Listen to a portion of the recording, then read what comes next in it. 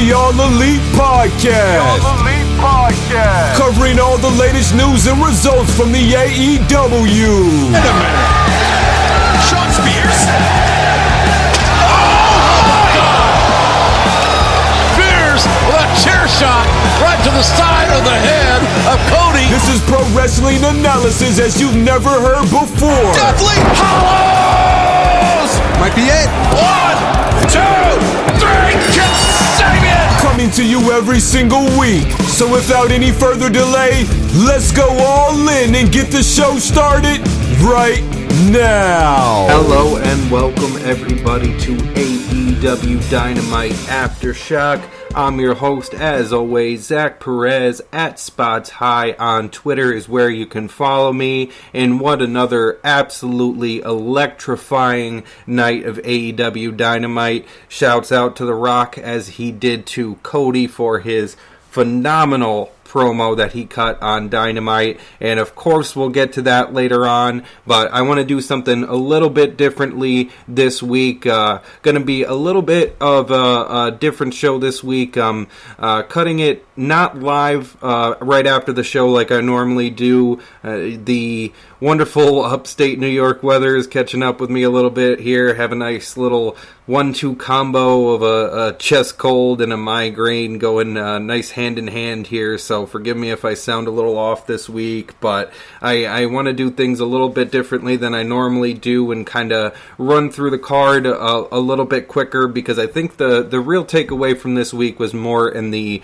sports entertainment side of things, which is an interesting shift. I think that's worth mentioning right off the top here is, you know, the wrestling has been the main talking point for AEW. Of course, the wrestling has been the focal point, has been the focus. It's been the main thing that I've talked about, the main thing that I've marked out about, or whatever you want to say. But that's been the main thing people have said that AEW is getting right. You know, maybe people say that AEW is not their cup of tea, so you could say, I guess, the Wednesday Night Wars, that's the focal point, is the wrestling. The wrestling is the main thing. The in-ring action, that's the main focus. That's the main thing that's getting done right. But now, after this Wednesday, I have yet to watch NXT for comparison, but with AEW, with Dynamite this week, I mean, the promo work and the angle work and everything was just so phenomenal and so well done, especially leading into Full Gear this Saturday, that I think that they've really managed to kind of do the full picture of what a wrestling promotion can be when it's really clicking on all cylinders. And I mean, it's not just a V8, it's a V12 at this point. I mean, they're really just getting everything right. And the video packages were great. The air of the crowd was just great. I mean, there were some lulls, and we'll get to that later in the card and things like that, but, you know, just everything on the sports entertainment front was ridiculously well done. I mean, Jericho and Cody, just leading into this pay-per-view, have set up a really Tyson versus Holyfield-esque feel to their fight, and just great job building this up. But like I said, I just want to jump right into the card and kind of go through the wrestling a little quicker than usual this week.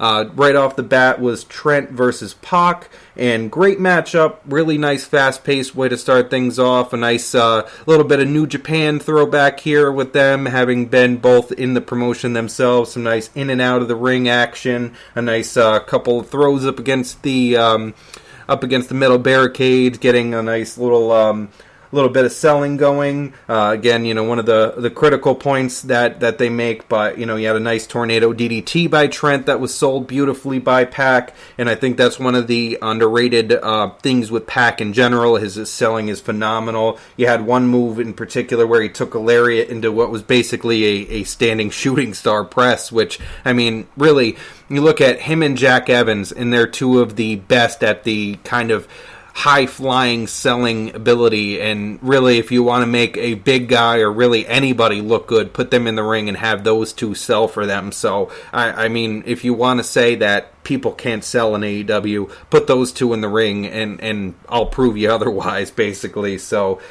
great match all in all. You had a beautiful-looking spear by Trent on the outside of the ring. Some really good inside-outside action, like I said before. But this ended up with Pac taking the victory in a weird sort of way.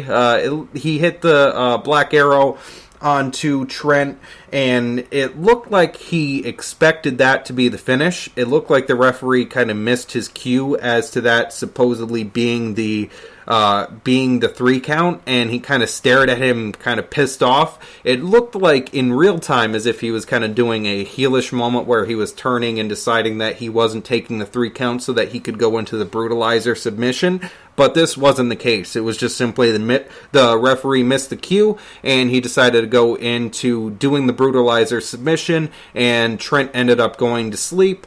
And it makes sense now why Trent really didn't know how to sell the going to sleep, because he really wasn't expecting to have to go to sleep. But he ended up figuring it out, and all in all, they managed to salvage this. But definitely a little miscommunication between the ref and what was supposed to be the finish. But they ended up selling it all in all. But one of those little oopsie kind of mistakes that will always be a part of wrestling. But all in all, not a bad little way of getting that wrapped up and not making it a huge glaring botch. And a little promo at the end by Pac, nothing too special, definitely overshadowed by some of the other promos that were cut by some of the bigger names later on in the night, but definitely a good little solid promo building up to the match that he's going to have at Full Gear. But, like I said, nothing too great, nothing too over the top, but, a nice little build up, just setting up his match that he's going to be having on the pay-per-view with Hangman Page. So a good little job of building up to the pay-per-view, and that will continue to be a theme throughout the night. Just getting ready for Full Gear and getting everybody geared up. Forgive me, that pun is awful. But again, I'll blame it on the sickness, right? I guess I can use that as my crutch. But then we ended up having the Cody announcement, and I'll backtrack to that because that's really what's going to be the bulk of my ranting here. But then we had the Dark Order versus Private Party for the quote-unquote bronze medal match for the AEW tourney. And at first that hit my ear a little weird. It was kind of odd seeing the referee hoist up the 2 little tiny bronze medals, but it did have a little bit of significance as this ended up crafting a...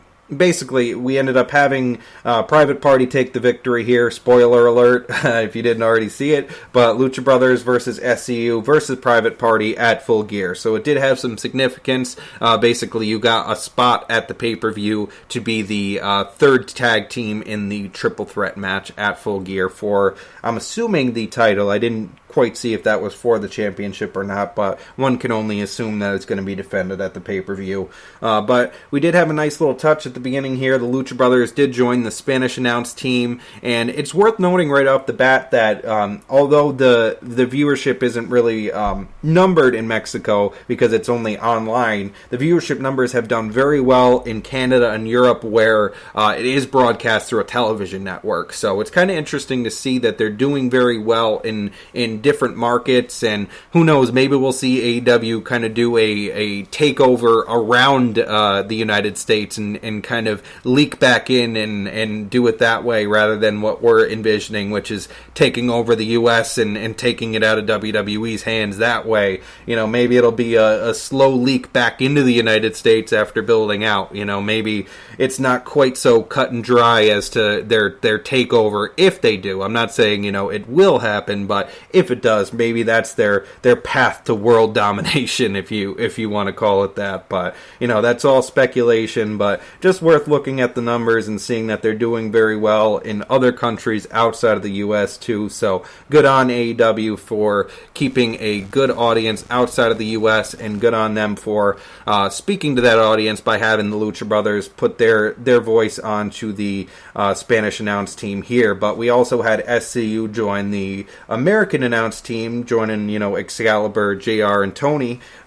Nice little addition there, some nice little points that they made throughout, and just throwing little jabs at the teams and throwing their little 2 cents in there. Always a nice little contribution to have wrestlers join the announce team, I think. But it is worth noting that it makes it a little harder when you have a 3-man booth and then you add a tag team. So it makes it a little trickier, but not bad. It just makes it a little harder to get a word in edgewise. But one thing that I wanted to bring up as well is after watching some of the YouTube videos with the wrestlers eating room service on the Being the Elite YouTube channel, I kind of wonder with the Young Bucks having done some different extras and being part of the WWE and the WWF in different capacities through the years, playing the DX bit and different things like that, I kind of wonder, maybe one day we'll see some big name extras that have been the Dark Order minions. So maybe they'll end up being in the WWE and being top name draws 10, 15 years down the line. So it's kind of worth keeping that in mind and just remembering the way that business works and seeing, these little weirdos that are crawling all around the ring looking like, they're extras out of The Grudge. Maybe one day they'll be headlining WrestleMania and you'll look back and go, how the hell is this the start that they had? So it's always worth keeping an eye out for those little outliers that you don't think will ever be important, because one day they just might be. That's the weird world of professional wrestling. So remember, the Young Bucks had a fake nose plastered on them, and now they're, basically co-owners of one of the biggest wrestling companies in the world. So that's how pro wrestling works, kids. So keep tuned. But this was a good little match. I'm falling in love with Private Party. They have a ridiculous fast-paced energy in the ring. Some nice spots, crawling all over the backs of Stu Grayson, doing some nice little spots, kind of Hardy Boys reminiscent, except they were using their opponent instead of each other. So nice little spots there. Always doing some innovative spots. But I do have to say, I'm not quite sold on the Dark Order just yet. I think maybe they don't have a stylistic meshing point inside of the tag team division just yet. I think maybe they need to find a team that complements them well. Someone that, maybe having Cody and Dustin tag team together and go up against them would be a good style fit. It's hard to say. I haven't really seen the Dark Order outside of AEW, so I've only kind of seen them try to mesh with teams that really don't seem to mesh with them so well. So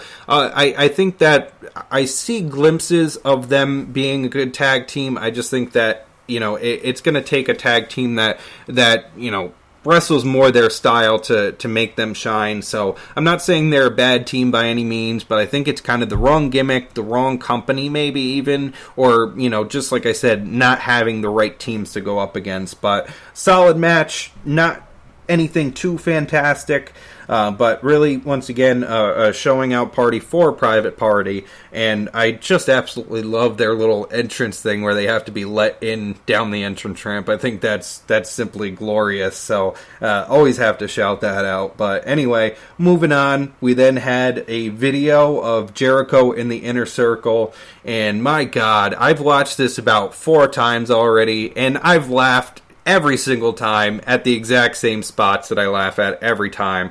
I mean, you had Sammy Guevara saying Jericho, being 48 years old, is in the prime of his life and the youngest AEW champion in history. Of course, the only caveat being he's the only AEW champion in history.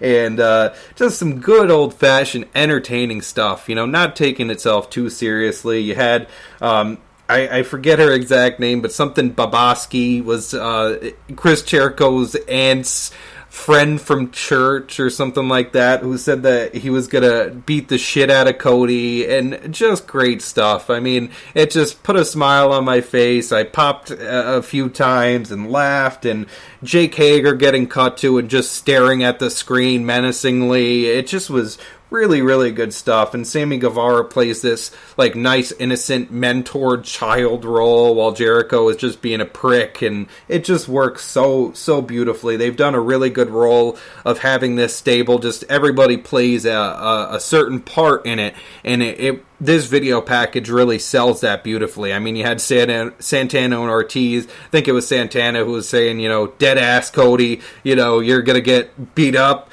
And then you had Ortiz coming in afterwards saying that Cody doesn't even have chest hairs. I mean, just funny, entertaining stuff. Nice, digestible video package with a lot of very simple, quick, quotable takeaway moments. And Chris Jericho had a nice little Matt Hardy, my life is so hard moment with him basically saying that all he has to do is pick out what type of bubbly he wants, and just brilliant stuff all around. And I've watched this over and over again, and I'm sure now me talking about this, I'm probably gonna, by the time I record this, I'm gonna have to go back and watch it again, just because it's still fresh in my mind, and I want it even fresher in my mind. It's just that good.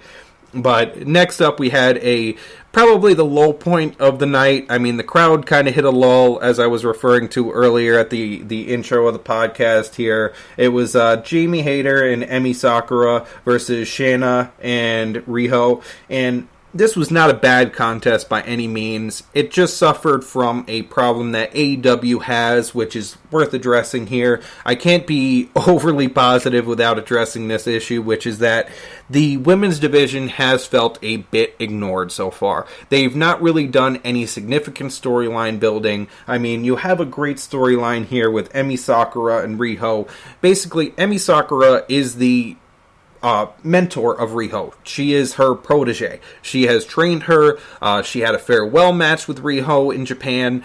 There's tons of story that they can build upon here, but they haven't really done a good job of capturing that. And part of that is the growing pains of learning what they have to do with television time, learning the amount of minutes that they have, and capturing that effectively.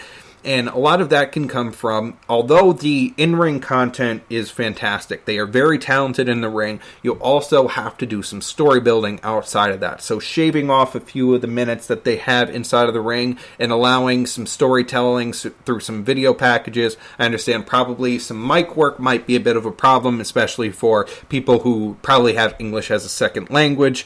So, bringing in some video packages showcasing some of their time in Japan, some videos of them training together, pictures together, montages, things like that. Things AEW has done very well with the male side. So just bringing that in, just worth mentioning that they definitely need to pay a little more attention to the women's side. These sort of one-off thrown together tag matches with the women's division aren't really doing anybody any favors. So although this was entertaining, I mean, we had one spot, there was a double underhook backbreaker by Emi that really looked like it could have been a finisher for just about anybody. I mean, if you would have seen that on the independent scene and you would have seen somebody bust that out on somebody in Northeast Wrestling, and you would have seen somebody sold their ass off as that, and writhe around in pain on their spine, you would have definitely believed that as a finisher. And that just goes to show you they're pulling these moves off that are innovative and interesting and entertaining to watch, but it's just a matter of there's not a lot of build to the match itself to sort of care about what the outcome is. And Emi Sakura, I didn't even realize that she had a Freddie Mercury gimmick. So that, speaks to my lack of knowledge of Japanese wrestling, unfortunately. But, that just was hilarious to me, especially seeing her try to get the crowd involved with the "We Will Rock You" chants and things. But, the crowd wasn't responding to that. And that kind of tells you, if the crowd doesn't want to do a "We Will Rock You" chant, they're not into it. So that just kind of shows you where this match was, and that it just didn't really do any favors for anybody. And once again, too, the match ended with Emi Sakura doing a damn roll-up. Can we stop? Can we stop doing the roll-ups? I want that to be the World of Wrestling's New Year's resolution for 2020. We need to stop booking roll-ups. At least not once a week. That can be the limit, It's once every other week we can book a roll-up, and that can be acceptable. But I don't want to see it at least once a week on television. It's just an escape route. It's literally and figuratively an escape route, and I don't want to see it when we're trying to book sensical plot lines leading into a pay-per-view especially. Emi Sakura should have taken a clean victory over Riho. Why would that have damaged her? If anything, it damages Emi more than anything, having a victory over Riho in this capacity, because I would think now Riho is going to take a victory over her to maintain her championship belt. So now Emi doesn't even look like she ever deserved to be there in the first place. It's a little baffling, but once again, I want that to be wrestling's New Year's resolution. Both AEW, WWE, NXT, everybody. I want the Impact, New Japan, all of you, ROH, I want everybody to stop with the roll-ups, all right? We need to stop making that a finishing move and just make it so that it's, maybe once a month, every other week, something to make it so that it's not so fresh in my mind and sticking out. But then we ended up, after this, moving on from my little rant, we had Brandy's little video package, and these are just a little weird, aren't they? I mean, assuming that she isn't a full-time wrestler anymore now after this, or maybe she's not, just doing it part-time, and now she's kind of Awesome Kong's manager. It's a little out of sorts, not really sure what direction they're trying to paint it in. Hope they find a way to better utilize them both and start, presenting what it is. Maybe they'll have some sort of run-in at the pay-per-view, and they ruin it for, Emi and Riho's kind of emotional matchup. Maybe that's the way they'll kind of bring more storyline to that match and make it so that they're ruining that and make them heels, or I don't know, but they need to kind of get this women's division a little more revitalized and a little more interesting, because these little video packages aren't really telling a whole lot of a story, and her just saying that she's being bullied, Brandy, especially after that bait and switch with Awesome Kong, it just doesn't work at this point. So we need to figure something out that's a little more lasting and has a little bit more of a lasting power. So but what more is there to say at this point, because I don't even think they have much more to say at this point. So but next up, we had Shawn Spears versus Brandon Cutler. A quick little simple kind of squash match. It seems like they're kind of using Brandon Cutler in a Mikey Whipwreck sort of way. Nothing too crazy. You ended up with Janela running out there and kind of chasing off Shawn Spears. He even throwed out his chair to Shawn Spears, like basically saying, "Do what you want to me. I want to fight now. You can whoop my ass. I don't really care." I thought that was a nice little spot. But once again, just tying little threads to Full Gear. Nothing too crazy, nothing too over the top, but just getting you teased for Full Gear and making you want to buy the pay-per-view. So that's really what you kind of have to do with these go-home shows, and so that's exactly what it was, and that's exactly what they did. So can't be mad at that sort of stuff. So next up is the same sort of stuff, a video package for Moxley and Omega, and this was just, once again, an awesome video package. I kind of wonder if Sick Nick Mondo is still handling his production like he was leading into his debut for like New Japan and his re-debut here in AEW and things like that, because it's just so on point, and it's worth shouting him out because it's very cinematic. It kind of feels like he's like this supervillain-esque character. Some like shots of him pulling out his IV like he's coming out of the hospital, shots of him walking under an overpass, and just like these urban shots of him in the city, and just they look beautiful, and it just sells this image of like him just in an urban environment, just looking angry and looking like a real crazy son of a bitch, and it just sells everything nicely. And there were some great shots of Mox over in CZW doing some crazy son of a bitch things, going through light tubes and bleeding profusely, and donning the Crimson Mask in a few matches, just all sorts of nice little call outs to his time when he was probably at his most Moxley. So great video package all in all. Just go watch it if you haven't already, because it was great stuff. And just really, once again, leading into Full Gear, just does exactly what it needs to do. And then finally we ended up having our main event, which was Kenny Omega and Hangman Page versus Chris Jericho and Sammy Guevara. And I wanted to point out right off the bat that it was interesting that Kenny and Page entered separately. We did have Jericho and Sammy Guevara enter separately as well, but I kind of wonder with what they've been teasing on BTE as well, I wonder if they're going to end up having Hangman Page separate at some point from the Elite, with him saying the cowboy shit and saying, that he's basically it seems like of all the people, he could be the one to go on his own and he would be okay in this promotion. He doesn't really need that bump, doesn't need that rub, doesn't have his own locker room as you've seen in BTE, so maybe that could be something where he goes heel, maybe even just goes rogue and kind of goes solo, very fitting for the cowboy shit gimmick, so we'll see where that goes, but I thought that was worth noting, and it kind of stuck out in my mind as a point worth emphasizing. And similarly to that point also was Guevara vlogging his way to the ring was just prime douchebaggery. Great heel work. Just very much, playing the role that he's been given, which is basically being the protege prick, just in the tutelage of Jericho, basically learning how to be Jericho 2.0, Y2J 2.0. So he's doing that in a way that sells that very well, kind of like a millennial Jericho, vlogging his way to the ring, tucking his hair, making sure it looks just so, and he looks like a dick, so it just works, and that's exactly what the vibe he gives off, and I think that he's learning to mesh very well. He doesn't feel like he is the smaller star either. He fits in like very similar to MJF, how he's fitting in alongside Cody, where he doesn't feel like he's out of place. He just feels like he's meshing alongside these bigger names, and he doesn't feel overshadowed. So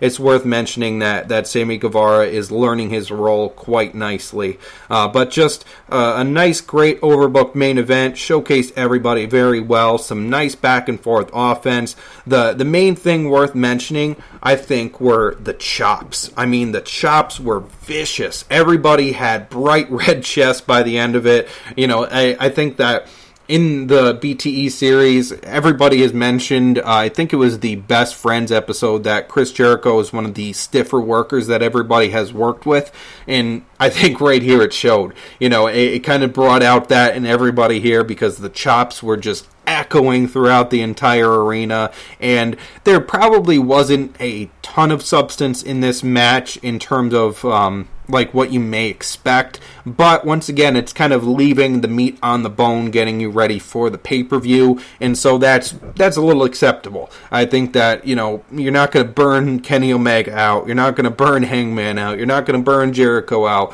so you're going to want to keep them fresh to an extent for Saturday. So that's just the way the cookie crumbles in this sense. So this was a really good, solid match, built things up really well, but what happened afterwards just was on point. I mean, that's how you do a go-home show. Feuds being presented left and right. I mean, Moxley and Omega, you had Pac running down, you had Ortiz and Santana, you had the Young Bucks. I mean, just everything about that was just so perfect.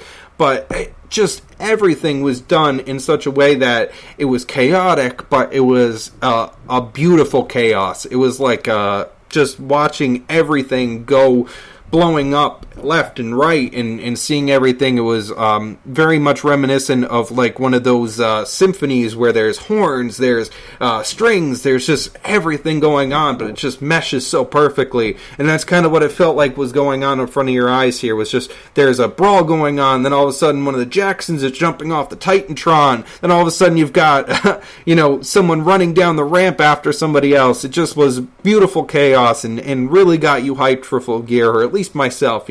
I'm sure there's plenty of haters out there who said this was the most shit show they've watched in all of wrestling, but that's just the way people are. But in my opinion, I absolutely love this show. I thought it was one of the best go-home shows I've watched in months, if not years, and I think that I'm very excited, and just this whole card just really got me excited. You know, there were definite low points, and probably not the best wrestling show that they put on, but from an entertainment standpoint, just the high points were so very high that it more than made up for it, and I'm just absolutely buzzing for Full Gear. But I want to come back now to the most important thing of the night, which was perhaps Cody's Austin 316 moment.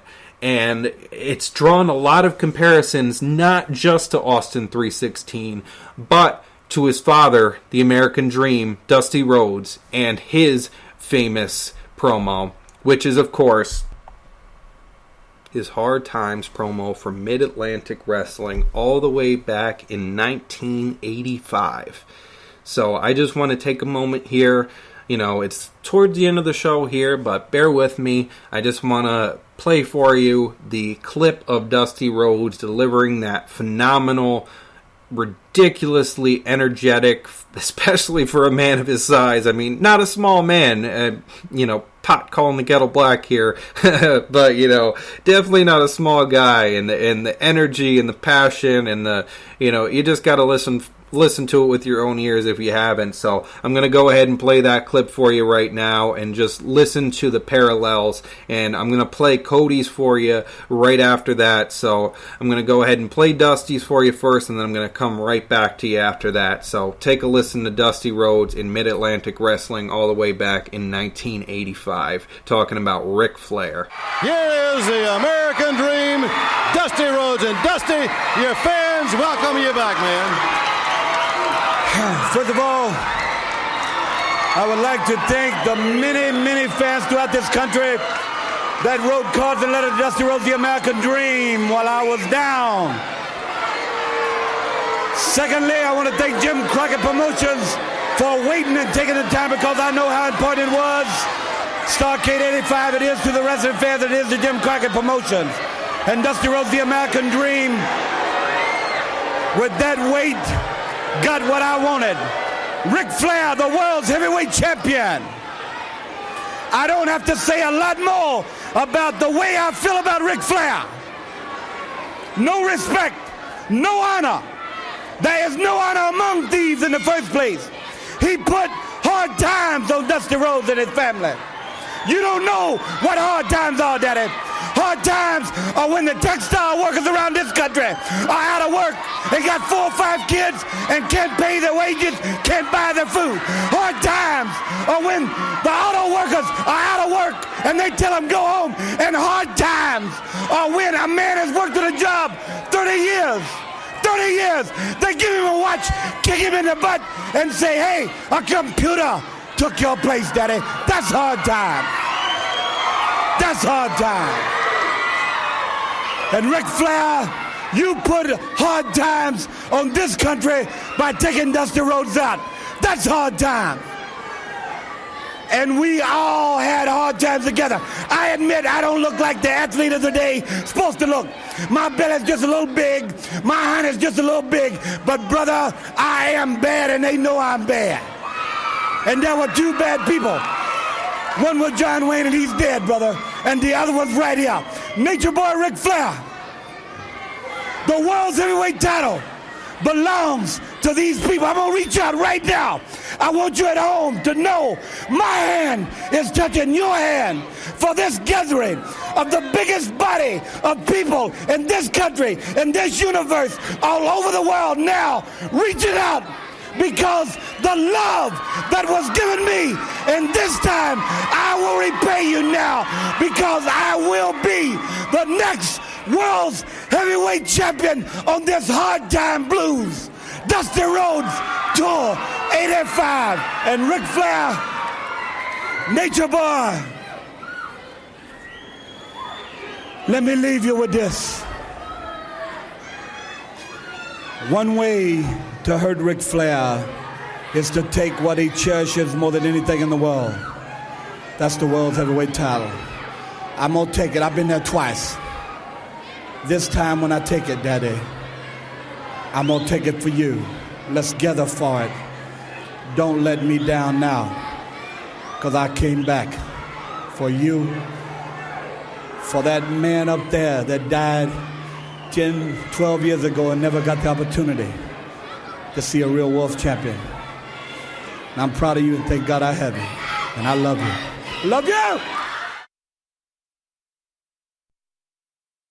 Rest in peace to the legend that is Dusty Rhodes, and what a powerful promo that was, especially, in 1985. I mean, the conviction that he had in his words, and, going up against Ric Flair, one of the legends of the industry as well. I mean, it just goes to show the conviction and power that Cody had in his promo, to be compared to a ridiculously powerful promo from his dad, like the one that he is being compared to.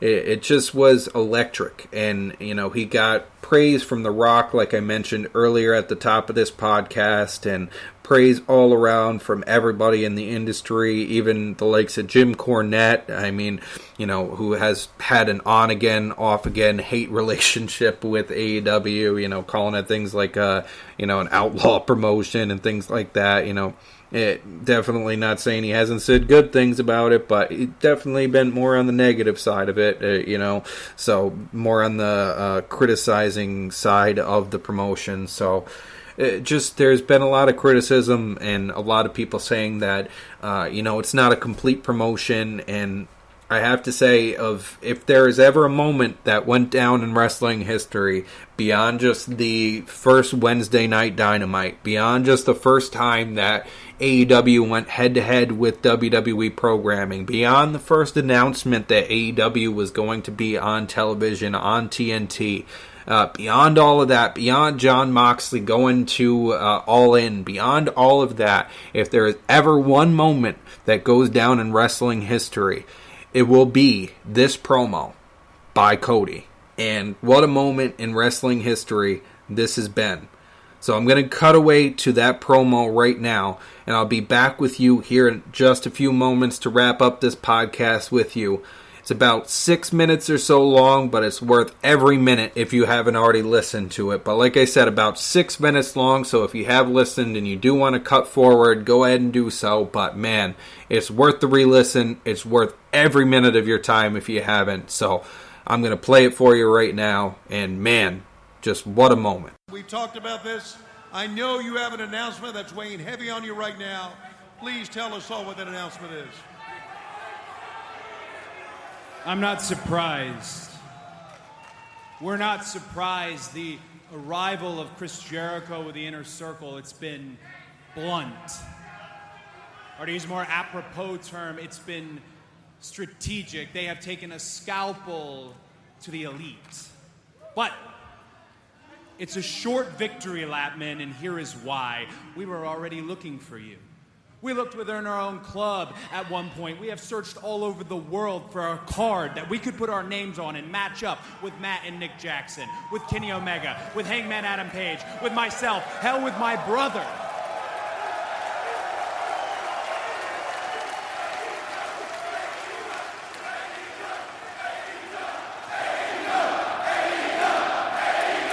So, we were looking and you found us. On November 9th, this Saturday, I find myself on the marquee with our AEW World Champion, Chris Jericho.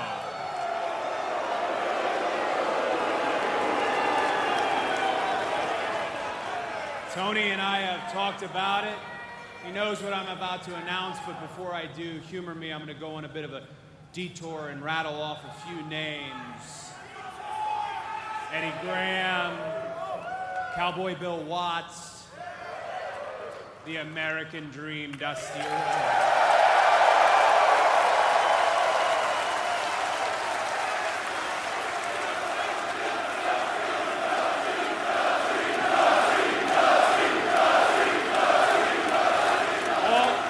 All of them were titans in our business. They were the best bell to bell, and they were the best at the box office. And for those who saw them with their own eyes, those memories reverberate in their heart. It is a good feeling. It is positive.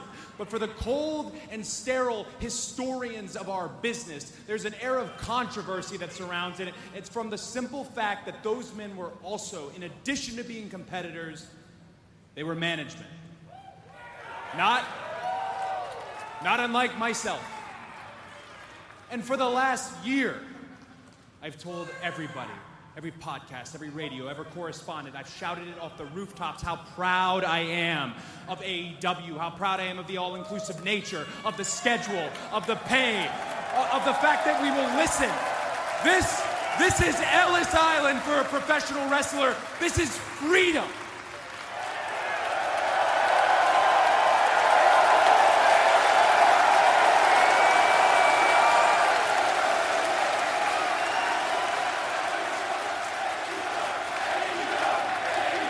So, when I hear the same criticism attached to my name for being management and being in a title match, I can't not hear it. And with that said, I am announcing that if I do not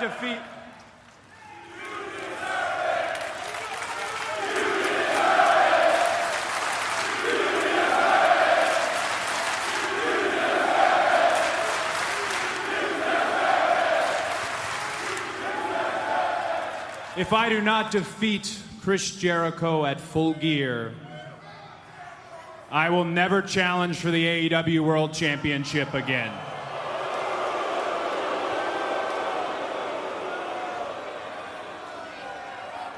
Chris Jericho, that is a very big if. It's not an encumbrance. It's not an albatross that is going to sit on your chest and weigh you down. It is going to vanish. You've taken to calling my lot entitled millennials. You've called me an entitled millennial bitch. I neglected to read in your best-selling book, A Lion's Tale, which you can get on Amazon for $3 or at any flea market.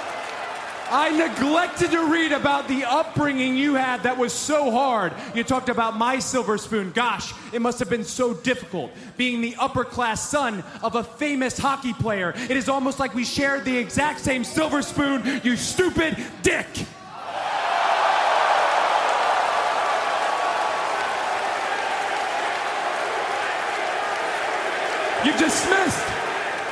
You've dismissed every accomplishment I've made. You've talked about my father.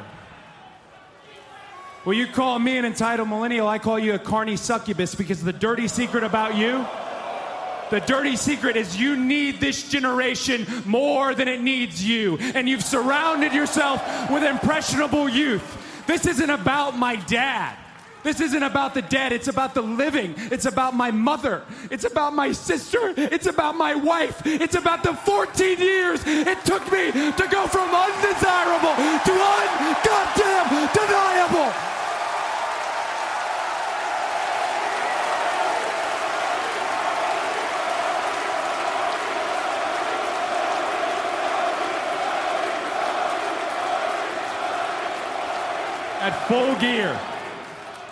At Full Gear, I beat you.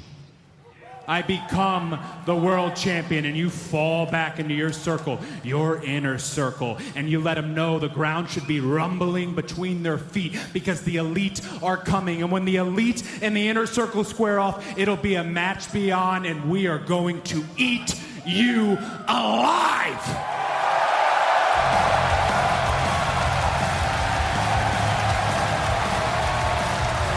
I mean, how do you follow those words? Am I right?